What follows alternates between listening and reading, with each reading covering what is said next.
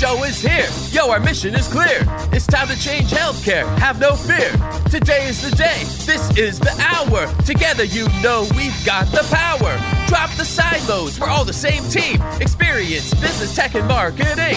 How can anyone be satisfied with the way things have always been? Yeah, we've tried. So join us now. Join the revolution. Consumer first health is the evolution. Status quo, more like status no. Yeah, this is the healthcare rap. Yo, come on, let's go. New choices, new platforms, new care models. In the healthcare of tomorrow, consumers win. But who will design it? What will it look like? And how long will it take? We're here to answer those questions with some provocative thinking about how to create the healthcare that people actually want.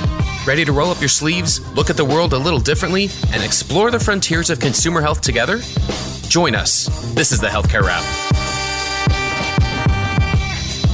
Welcome back. I'm your host, Jared Johnson, and here's what's going to go down today. We have the flavor of the week about the rumors that CVS is exploring an acquisition of Oak Street Health. So, can retailers, hospitals, and value-based primary care coexist? And can a less hospital-centric version of healthcare benefit everyone?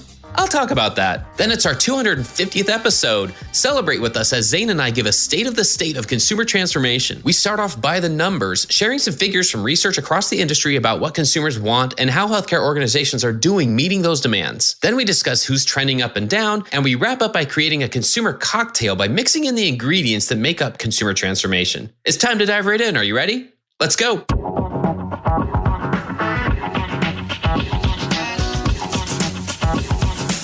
Flavor of the week. Batter up. Another rumored mega deal, another opportunity to improve the consumer experience. The latest to take a swing is CVS, who according to Bloomberg is exploring a deal to acquire Oak Street Health, which runs primary care centers for Medicare recipients. Reportedly, the two are in ongoing talks and could reach a deal within weeks that values Oak Street at more than $10 billion, including debt. Oak Street operates 169 centers in 21 states. They went public in 2020 and have seen rapid growth and results from their value-based clinical strategy, but they still operate at a loss. They expect to lose over $200 million in 2023 and not reach profitability until 2025 at the earliest. So the retail health carousel continues to spin, but are consumers being taken for a ride? Meaning, as the price tags keep going up, Amazon bought One Medical for $4 billion, CVS bought Signify Health for $8 billion, and VillageMD bought Summit Health for $9 billion. Does the quality of care go down? Do consumers win? Or is primary care just a means to an end? I'm hopeful that what's driving acquisitions like this is at least partly a vision of finding that sweet spot where the long-term growth plan for the business intersects the opportunity to make the transactional parts of the healthcare journey easier. From the consumer's point of view, which I haven't heard that much about in all the hot takes, I could see possible benefits for members to fill prescriptions at more locations or receive discounts maybe at CVS stores. If they have the capacity to scale Oak Street's model, it could potentially bring the benefits of their value-based membership-driven primary care to millions more seniors. The other possibility could be once they have a true primary care delivery structure in place, they could be positioned to connect that with their newfound at-home care capabilities from the Signify Health acquisition. And at that point, you're talking about a true continuum of care that happens all outside of a doctor's office. Which leads me to my final point. As with nearly every headline about the big four retailers, Walmart, Walgreens, CVS, and Amazon, I don't hear a lot about the role of hospitals in all of it. As the consumer health carousel continues to spin, where will they land? If this deal materializes, it feels like we could be 10 billion steps closer to a version of healthcare that's less hospital-centric. And I'm not sure how many times I have to say it, but that's not necessarily a bad thing. Imagine what relief it could give hospitals to focus more on their awesome acute care and specialty care expertise and live in whatever level of fee-for-service that makes them comfortable, and leave the rest to players that can scale value-based care for patients that need it the most. Let's keep exploring this vision where retailers, hospitals, and value-based primary care can coexist for the benefit of everyone. That's another way that we'll build the healthcare of tomorrow. And that's the flavor of the week.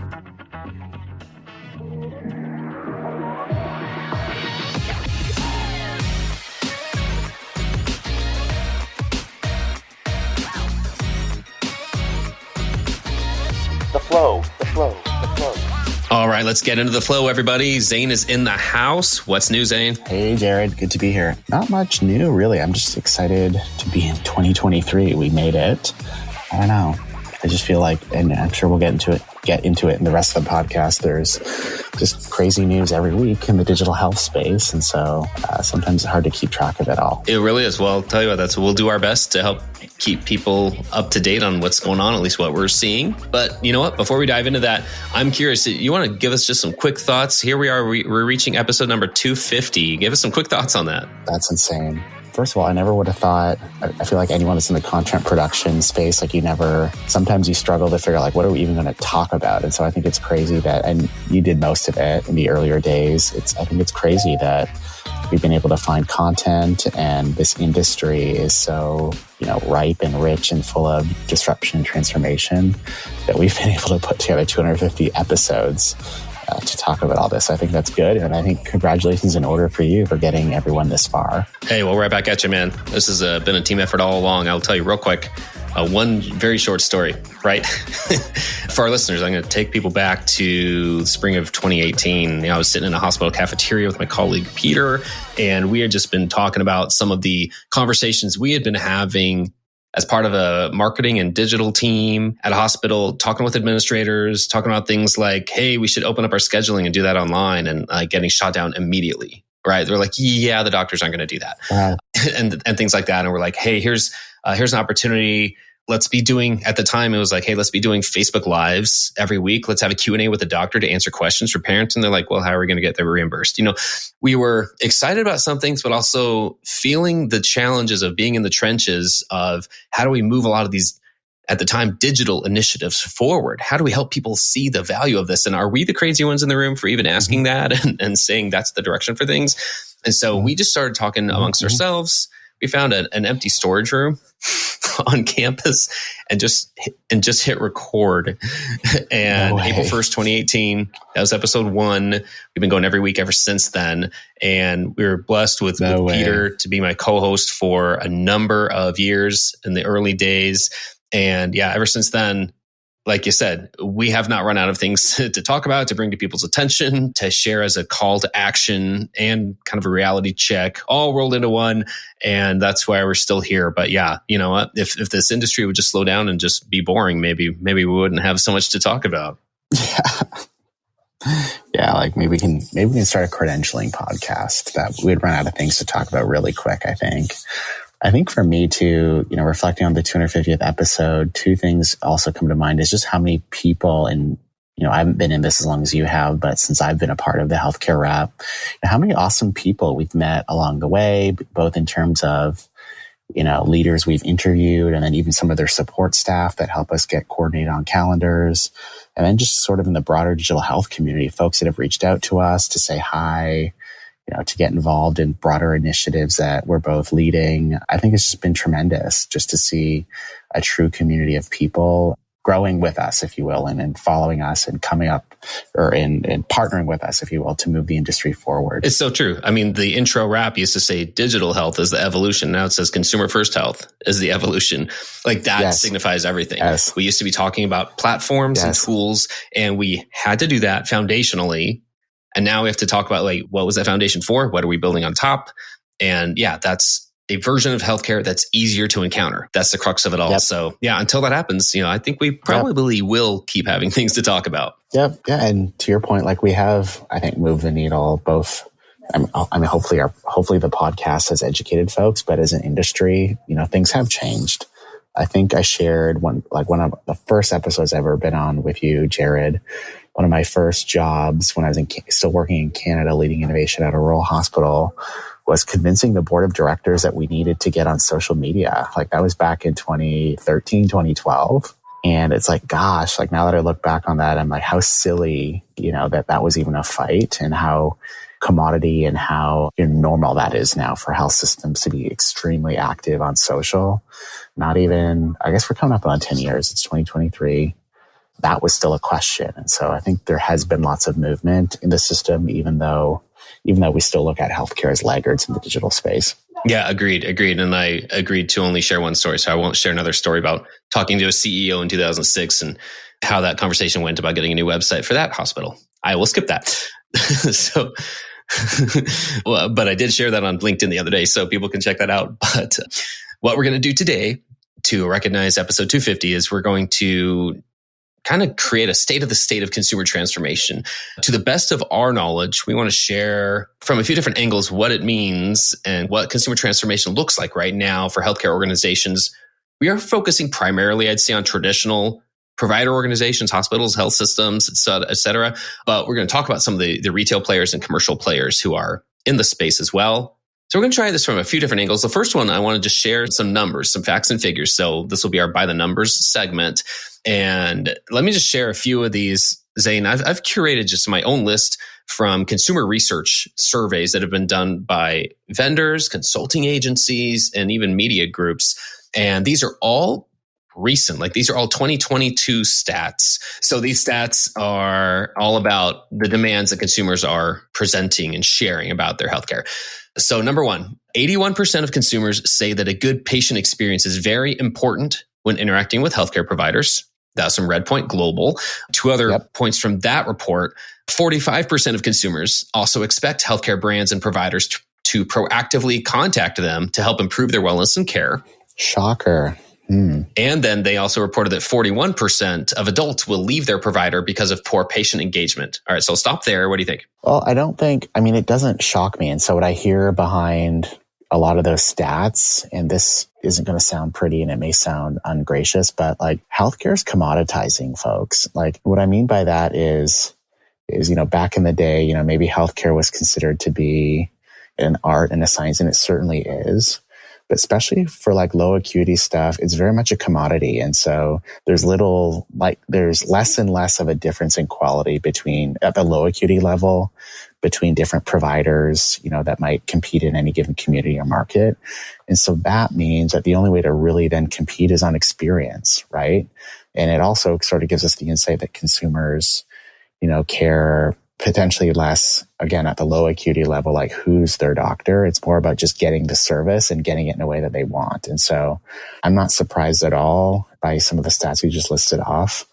But what I think is going to be the uphill battle and hurdle is going to be for incumbent health systems and particularly the medical community to accept that and realize that their world is their world, if you will, or their discipline is no longer such a hallowed discipline, so to speak, that the market will forgive them for not having, the same level of experience or courtesies that other highly commoditized or highly consumer-oriented industries would have. And so that's my long rant about that.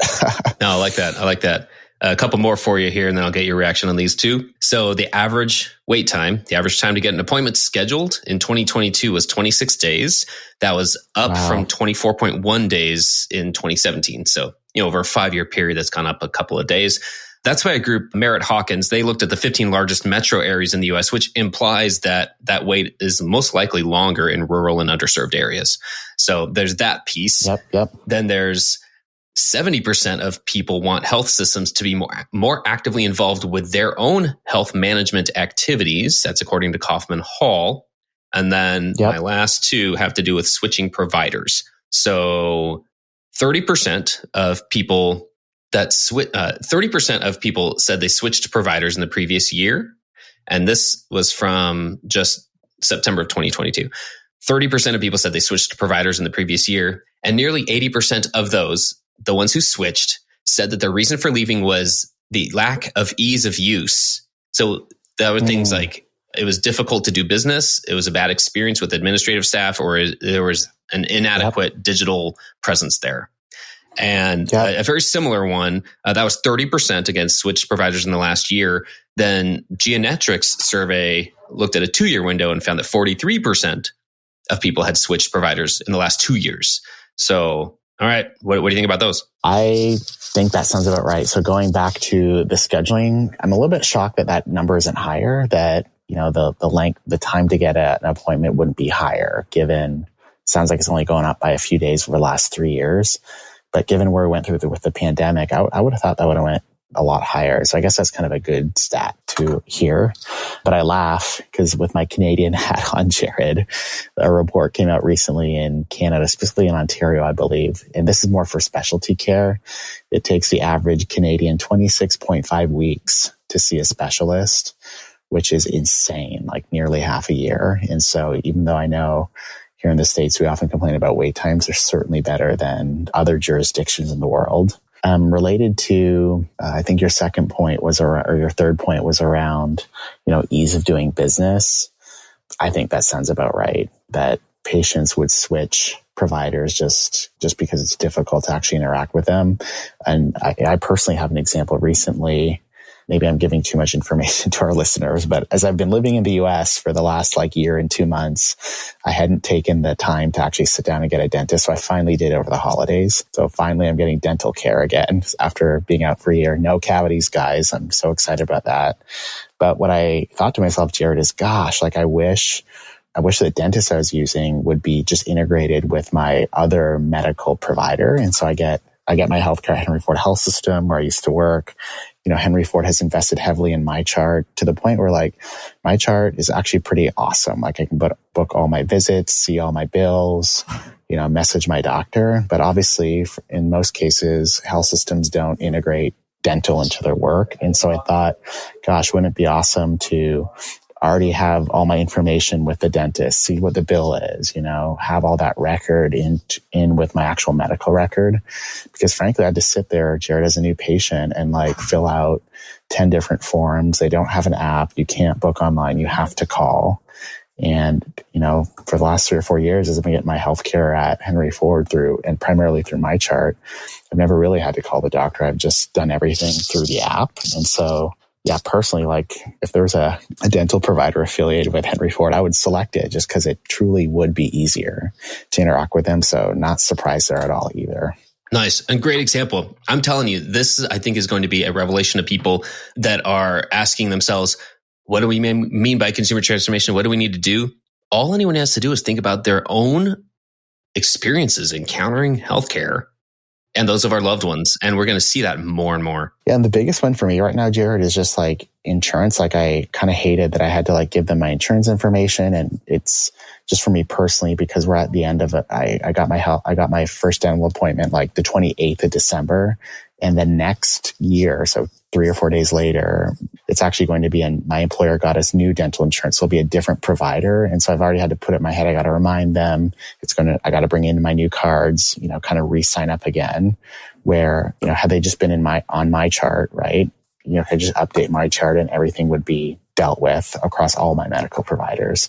So it's stupid, simple stuff like that I think gets at the core of what we mean by digital transformation. It's these small little pain points and friction that these tools can really offer patients some help on. I understand there were some numbers that caught your eye, Zane, from the Rock Health Report. Yeah, the Rock Health Report, love reading it every year. And I have a personal love for this report. So back when I was working in health systems and preparing a lot of content for our executive team and board, especially around the digital health space, I would go to this report every year. And so I kind of look at it or look at it every quarter. And I remember looking at this report, Jared, in 2016. And so now, for those of you that follow or read Rock Health, they put out beautiful reports every year by year, what is the average deal size and the number of deals.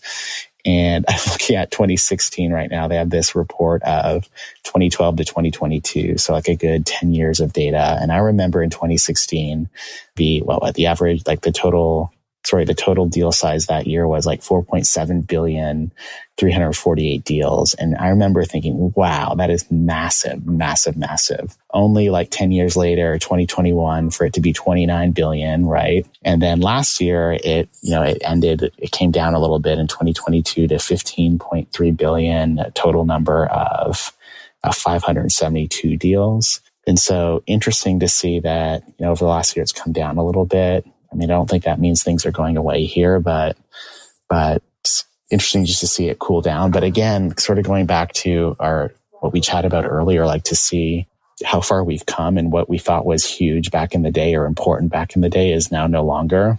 Also in their report, they have this beautiful graphic where they talk about what were some of the biggest, mega deals. So over 100 million by year. And so back in 2008, some of the biggest deals that were done there was Peloton, 23andMe, and Amwell.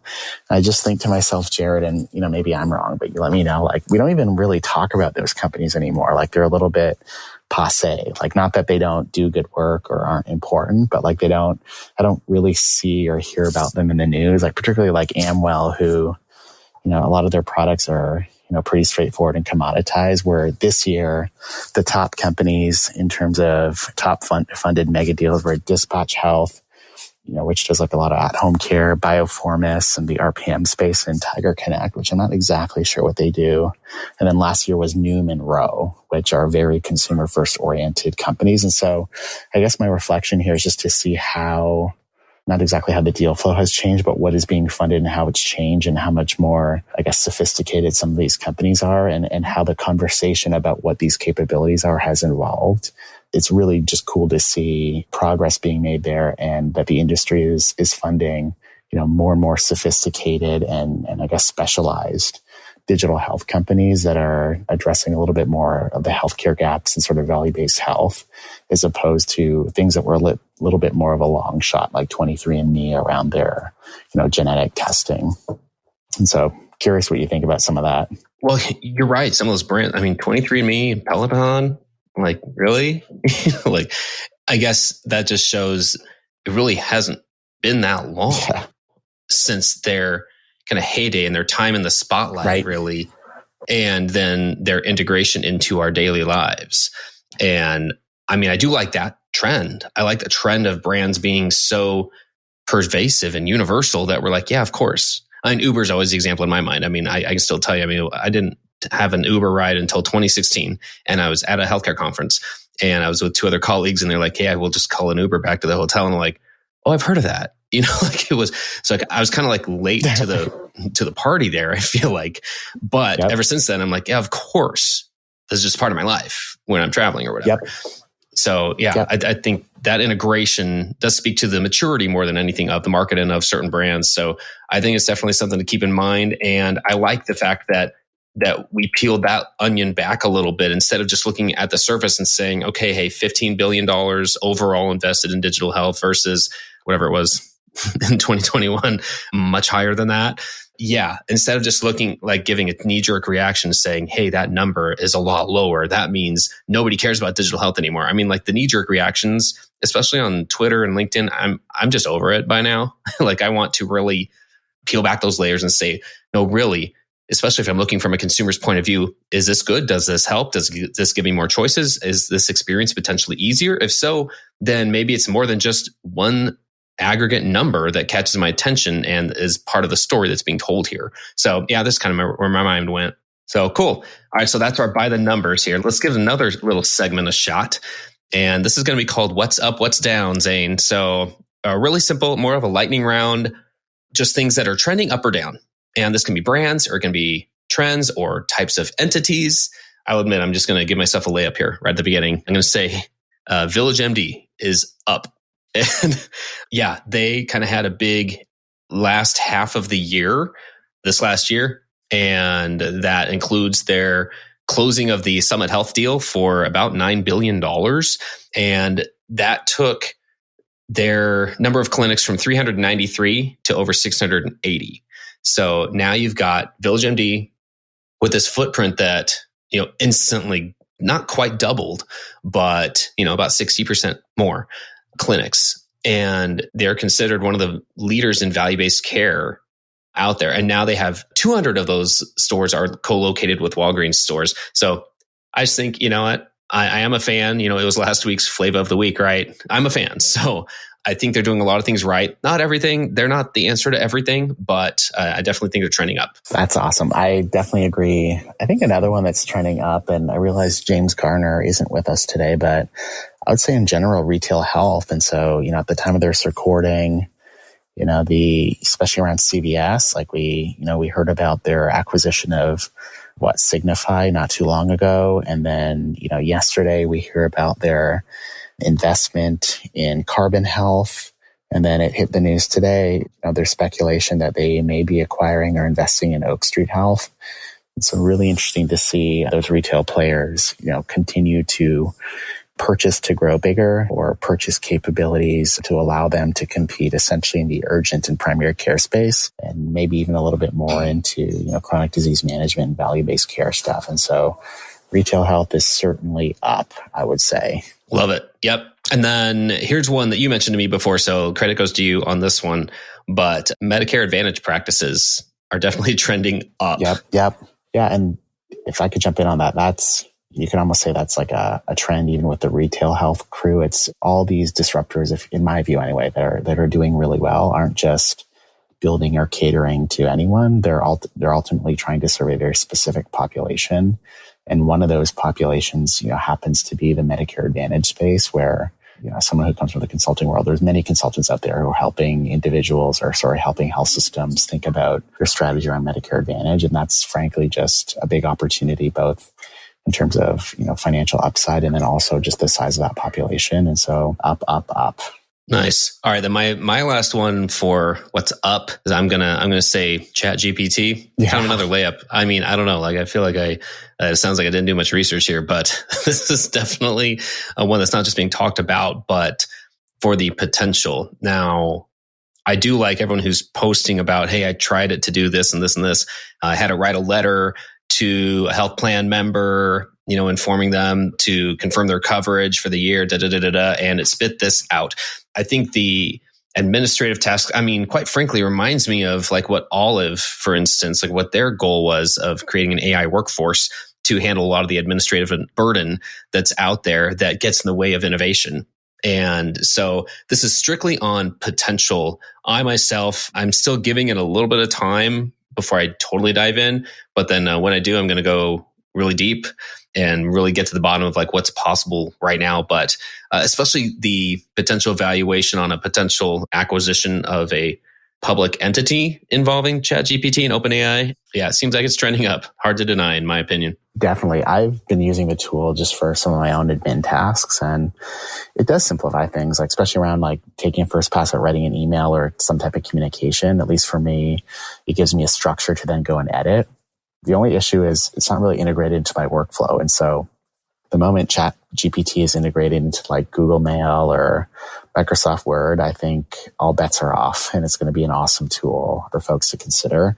And frankly, I realize I'm the co-host on a technology focused podcast, but I'm actually not that techie. And so I don't fully understand what I'm even using or how it might help me, with like thinking about coding and things like that, which is skills I don't have. And so I think for me, I just have a lot of education that I still need to put myself through to really understand, what are the potential use cases to help me both hack my personal life and then also the work that I do every day. And so I'm with you on that one. Nice. All right. What about anyone trending down that you don't want to mention? Well, this might be an easy shot, but I think certainly health systems in general are trending on the down. And so there's, a report that came out from Kaufman Hall or on, sort of the current state of the state on finances with health systems. Certainly some challenges there. I think health systems are still very much in a financial pickle coming out of the COVID pandemic. And what's ultimately driving that is, changes in referral patterns. In some cases, the volumes hasn't come back. But in other cases, it's just very much the staffing crunch where the price of labor has gone through the roof. Or as we talked about ad nauseum on this pandemic, the pandemic, forced some people into retirement. They just didn't want to do this anymore. And so for those reasons and just ancient service model of many health systems, again, as we talk about ad nauseum on this show, traditional health systems are certainly trending down, in my opinion. But they're savable. I will say that they're savable. We can save them, right? Oh, right. We've said all along, hopefully it never comes across otherwise. But if anyone has any doubt, we are fans of and are rooting for and cheering for health systems and hospitals and recognize they will never go away. The healthcare professionals, clinicians will never, ever go away. That is not the point here. The point is, what shape does it need to shift into to maximize what consumers actually want and need and require to actually achieve things like the quadruple aim, things that we talk about all the time, but the boundaries that we've set to design within to try to achieve those goals, those boundaries maybe are useful if we actually change them a little bit and expand them and see things from different points of view. So yeah, absolutely. We want to see an easier version of healthcare, and whoever provides that, man, we're rooting for you. So there you go. Very cool. I mean, the only one I'd add on the downside is kind of related. I mean, they're one of the, well, we refer to this the big four in retail, but Walmart, I think they're at least standing still, in my opinion. I'd feel like they're trending down just because of expectations and because there's nothing clear in their leadership carousel has, quite frankly, continued spinning. And so there's nothing that indicates that, hey, now we've got it all figured out and we're going to expand this and follow the trajectory that we did when we got into the grocery business. And within a handful of years, we were the number one grocery distributor in the US and still are. Like that was the trajectory for their healthcare system and strategy from the get. And it's nowhere close to materializing in that direction. So for that, simply due to those expectations, I feel like they hopefully don't get left behind, but they're also not known to just sit by and let other people expand their offerings. I mean, they'll be back. They'll be doing something. We just don't know what. Sure. I think that's really fair. I would put them in like the same category. Maybe this sounds weird, but like, similar to like Amazon. A lot of folks, when, Amazon first failed at its couple attempts at healthcare, just assumed they'd go away. But Walmart strikes me as similar to Amazon, and very much a learning organization. So if they take this first pass and aren't perfectly successful, to your point, they might regroup and come back bigger and better and bolder in a more focused or tailored area. And so I think it still remains to be seen where they're at. Yeah, agreed. Thank you, Zane. That was great. That was What's Up, What's Down. We might do that in the future. I think that was kind of fun just to share a few headlines all at once and what we think they mean. So we're going to try one more segment today, which we'll call the consumer cocktail. How's that? Okay. What we see is that a lot of conversations start and end with, okay, somebody's saying consumer strategy, or they're talking about consumerism. And now the term lately is consumer transformation, which is the bigger, bolder initiative, in my opinion, longer lasting. What do those things mean? There's definitely not a consensus on what any of them mean. And so maybe we can treat it like a cocktail. And I think we can each just take a couple of turns saying, like, here's one ingredient I want to add to this cocktail called consumer transformation. Like, what are those elements in it? So here's what I mean. Like, I'll start with one. The one that comes to mind for me first is digital transformation, believe it or not. And here's what I mean by that. I've shared this analogy a lot that, to me, digital transformation was the plumbing that needed to happen. It was the foundation that needed to happen in order to build something on top. And the pipes just weren't going to the right places. The pipes weren't connecting. And those pipes had to do with everything from data to patient engagement to a lot of digital tools that are used to build a digital experience. So online scheduling is a perfect example. How does that tie into MyChart? How does all that architecture work? So that all needed to happen. And I hesitate even saying it that way because it's not over, not even close. I mean, I think we're decades, quite frankly, from digital transformation being at the point where we feel like everyone needs to be, in most cases, where they need to be as far as digital goes.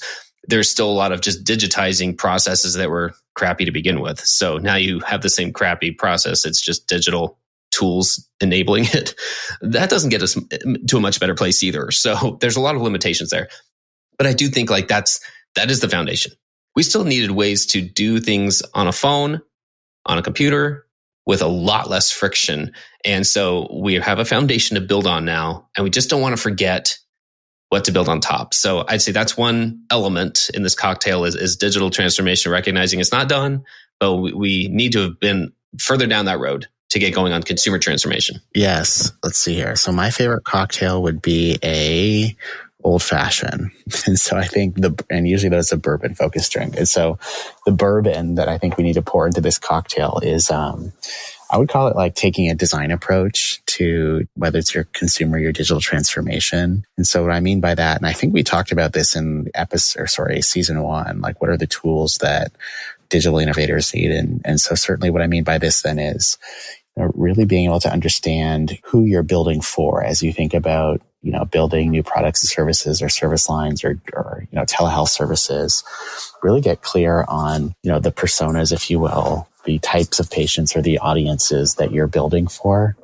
And there are certainly tools to do that, whether it be design thinking or human-centered design. And then thinking through from, once you've built sort of this idea of who you're serving, to then be able to carry that through into the implementation and execution of that product. And so thinking about, interaction design, graphic design, like user experience design, all those minute details, which a lot of healthcare doesn't usually focus on, right? We just think about setting up a telehealth capability. Okay, we have the ability to connect you to a physician via video, via video feed, but we don't always take the time or hire the experts to help us imagine, okay, it's not good enough anymore to have that video connection. We need to make sure that the interface looks right. Is it branded correctly? Are these icons too big? Are they too small? Should they be a different color? What's the experience like in waiting in the virtual waiting room, and so on and so forth? All these things can be solved through a design process, which, most, I would say, your average health system doesn't necessarily have those skills to think that through. And so a design-based approach is certainly, I think, a big ounce or two, if you will, in this cocktail that we're talking about here. Nice. I think that's great. That's a perfect addition to our cocktail here. I'll throw a couple more out here. One would be operations. I think one of the, it's not exactly a well-kept secret, right? All the aspirational service blueprints and design thinking exercises are great. And then there's this translation that has to happen for operations where first, if they were not included in the design process, then they are 9 times out of 10 just going to be like, I'm not interested in implementing this thing that you guys did. And then second off, even if they were, they're the ones who are day to day saying, okay, hey, a chatbot to help with scheduling sounded great, but it's driving our agents crazy. They're not getting appointments actually scheduled as often. And here's why. There are these daily fires that are coming out, and operations just has to be a part of this. They have to be in on it from the get. Like, they have to understand that they're a vital part of it, because you can have all the brand promise in the world, if you will. You can label yourselves as, hey, we're here to help you. We care for you. We have the best clinical expertise. We're going to take care of you. We're going to help your family members who are your caregivers who are here with you. You can say that all you want. And if operations doesn't match that brand promise, the two things kind of go together in my mind, that you need to do both. And those are vital parts of the cocktail here. Yeah, I think that's spot on. And maybe what I'd add is, and I see this more and more now, especially in my day job as a consultant working with many health systems, I would say, maybe going back to my old-fashioned analogy, the orange garnish would just be like leadership and vision. And so, the difference in my view between, some of the high-performing health systems we work with versus more of the laggards is truly just comes down to people. It's not money, it's not brand, it's not technology, but it's like, are there leaders that are progressive enough and willing enough to step out and hold the organization towards a vision and move them along that path? When I first started out my career, Jared, I worked with Dr. Anne Snowden at the Ivey Center for Health Innovation in London, Ontario at the Ivey Business School. And she would go, in all of our classes and all of our work and say, like, innovation takes leadership. And I didn't really understand that at the time because I had no work experience and I was just a kid. But now I see it where, again, like the difference between being at the top of the market and at the bottom isn't always money or brand, but almost always people and the caliber of people that are trying to work together, but more importantly, leading the organization forward. And so, yeah, leadership, it's important. Could not agree more. I think that's great. Well, we've got quite a concoction here going on. Maybe we'll be able to add to this over time as well. Absolutely. Because, there's so much to keep talking about and recognize, what are those essential elements? And I think that's a continually evolving conversation as well. So awesome. Thanks for going with me on that. And I kind of threw you into this with, we've never tried these segments before, but I thought that was really interesting. I think we need to do it more often, and we'll do it with guests too, including James. Yeah, for sure. Well, hey, we've got a new year. We've got essentially a new season here. So we'll keep that in mind. Any final thoughts here as we start to wrap? Again, the goal here was to provide a better idea of the state of consumer transformation right now, and just look at it from a few different facets or perspectives, if you will. Any final thoughts before we go? Final thoughts. I don't know if it's a thought or just an observation, but I've been noticing more and more, incumbent or laggard health systems, having discussions about banding together. And you kind of see that a little bit in the market with different health systems coming together to, jointly create new businesses or products. And I just think that's going to be a trend that we're going to continue to see here. Because at the end of the day, for all the reasons we discuss here all the time, health systems are losing here. And so I think they're going to finally look for more radical opportunities and finally also like reach across the aisle and say, hey, neighboring health system that I pseudo compete with in my geographic region, how can we work together to better serve this community? And I guess I'm just really thankful to see some of that going back to leadership, that, some leaders are putting their egos aside and starting to think more altruistically about pivoting their organizations to drive health and partnerships and collaboration, as opposed to just sort of protecting their camp and their business and their market share. And so I'm encouraged to see that. And I hope that trend continues this year. Yeah, thanks. I hope so too. I hope we keep going that direction. And I do think we'll see some successes, some failures. And I think the net gain will be a very positive step in the right direction. My closing thought here has to do with where we are. And I know a few weeks ago in the Flavor of the Week, I talked about a conversation I had about a comment I made that I think we're only like in the first inning here. And I was asked, okay, well then what's in the second inning? And I had to think about that when I was like, well, yeah, this is definitely the first inning of consumer transformation. We're in early days right now. And I'm like, okay, well, wait, what does come next? And I think where we'll head next, and I think we'll see a lot of progress in 2023, is a focus on the who of consumer transformation as opposed to the how, because simply we're not there yet. There's not a lot of consensus on common definitions, as we were talking about before, like what actually even is this? There's not a lot of understanding. There's not a role or a department necessarily carved out in the majority of organizations yet that says, you own this. So we need to start there. We need to first better understand who should own it, how they can grow in the necessary skills and competencies to accelerate those initiatives. And I think we'll learn that representing the voice of the consumer in the business systems and the digital infrastructure of care will have to come organically. It needs to come from within. It really does need to come from those who are in the trenches, who understand the limitations of why we haven't done this before yet, and how do we overcome them. And we're going to have to think innovatively, but this won't necessarily be the same department everywhere. Just like it isn't now. Patient experience is not rolling up to the same person in the C-suite in every organization. And I kind of understand that. So I just think we'll see some progress in substantially building up the function, but this is going to take a while. And most people just don't have patience to see something roll out over a course of years, but that's where this is going to be. At some point, there will be a tipping point. I do think this is still very clearly sitting with early adopters, and it's not in that early majority segment yet. And I'm hoping we cross over to that sometime soon, because that's where you really start to see like that flywheel turning, and you're getting a much bigger proportion of people speaking the same language and just going in the same direction. So that's where I think we're headed. That's kind of where we're at right now. And boy, lots to think about. I think that's really sage wisdom. We'll see where we end up. Well, man, Zane, this has been a lot of fun. I really appreciate this. Thanks so much for giving everyone something to think about. We've been speaking about the state of consumer transformation. We'd love to hear, listeners, from you. What do you think about what we said? What was right? What was wrong in your mind? Let us know. And hit us up. We're always on Twitter and LinkedIn. You can find us there. But in the meantime, just want to thank you for giving us a few more minutes, and we'll talk to you next time. Thanks for having me, Jared. We'll talk soon.